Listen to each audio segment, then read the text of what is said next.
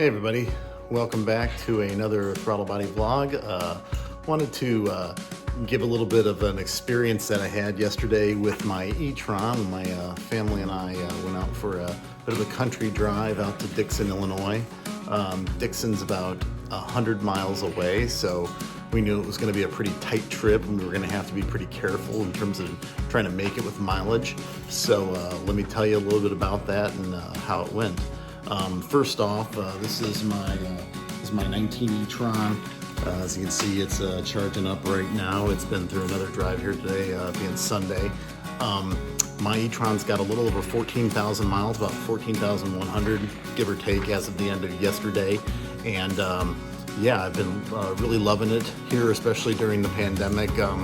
Really is something to kind of break up the monotony. My family and I, we take a lot of just kind of country drives on the weekends, just something to get out of the house after being cooped up all week, and really enjoy just getting out for a break. So that's kind of how we use it, in addition to my wife commuting with it when you know, times are different, obviously. But so like I said, you know, yesterday, Saturday, we decided we wanted to go out to Dixon and kind of take a look around there. So off we went driving, and like I said, it's about 100 miles. And on our way out there, a lot of country roads and everything, and just kind of a nice chill drive. I like to find, you know, some twisties and stuff when I can, you know, sort of get my fix until my R8's back, to kind of have, you know, a good time. Along the way, we stopped in Paw Paw and Compton, kind of in that area in western Illinois, northwestern Illinois. So these really cool, huge windmills, and you know, I posted a little kind of a pseudo Audi ad that I made here. Here, I'll put that in here right now.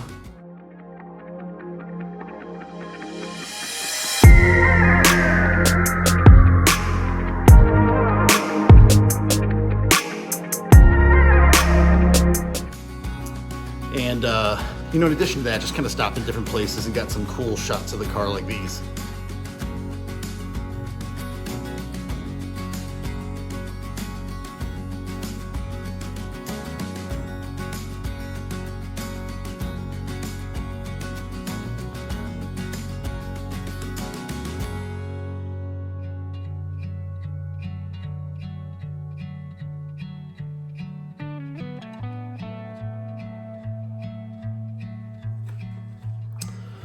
Once we were done with the windmills, we decided to carry on and finally made our way to Compton, and we you know, got to see this cool arch over the street, and got down to see the Rock River, which flows through town. And that's a really cool you know, whole kind of corridor down kind of the northwestern side of the state, where you can go really from like Rockford all the way down to Peoria. There's some really cool roads out that way that I intend to check out with my R8 once I have more mileage I can work with. But you know, kind of doing what I can with the e-tron. And like I said, about 100-mile trip out there, so I knew it was going to be tight. So I was really, you know, kind of trying to plan this meticulously and kind of, you know, hypermile, do the best I could. So it was a nice warm day, probably 50 or 60 degrees. So, you know, it wasn't hot and it wasn't cold. It was just kind of, you know, right just in the middle. I was really taking it easy. Since it was a nice day, we had the sunroof just cracked a little bit, just kind of the back, you know, kind of moonroof action. No AC, no heat.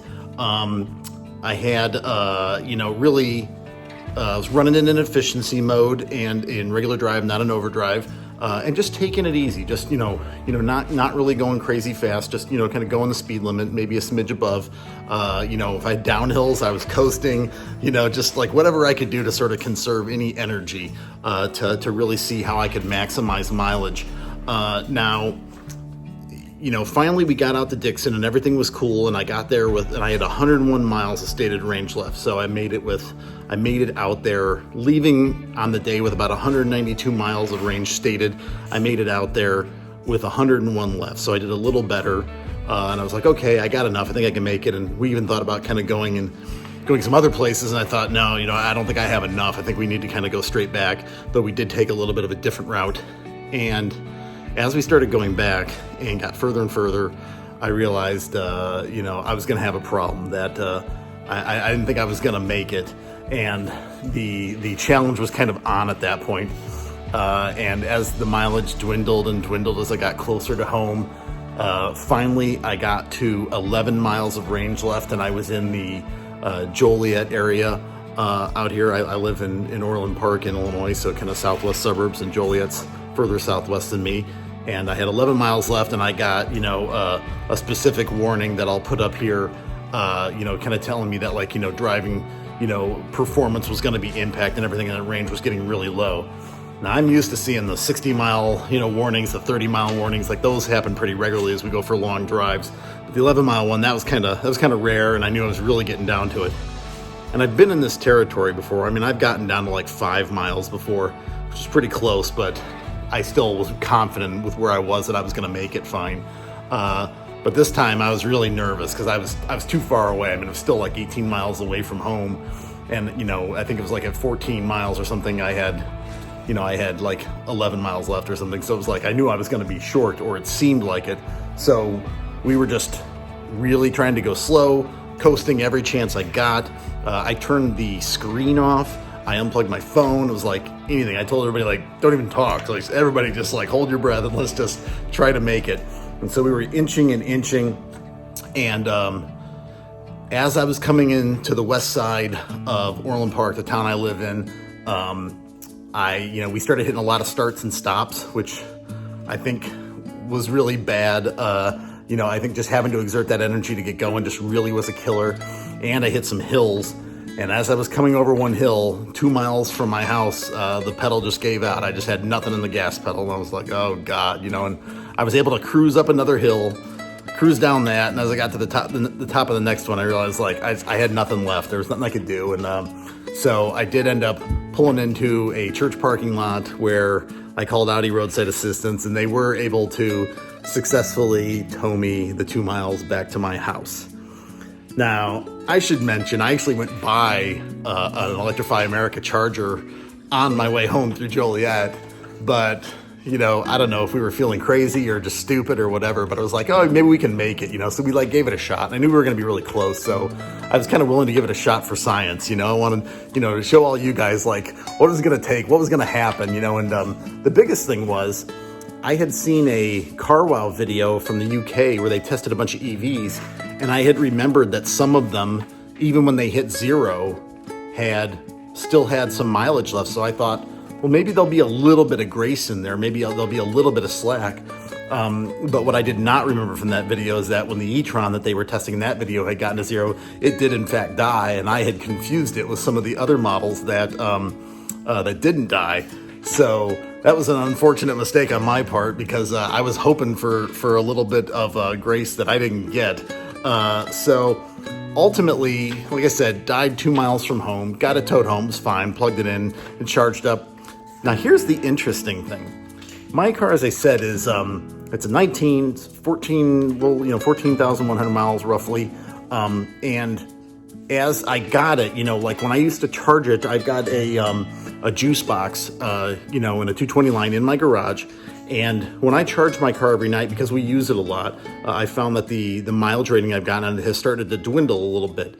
When I originally got it, I'd get 208 or something, on the rating when I'd look at it in the morning. And that's kind of started to dwindle down, where like it's pretty commonplace to come out and see it with like 192 or something, with a full charge, with the, the app and everything stating it's 100% charged, but it's only like 192 miles. And that's even turning it on with the AC off and everything.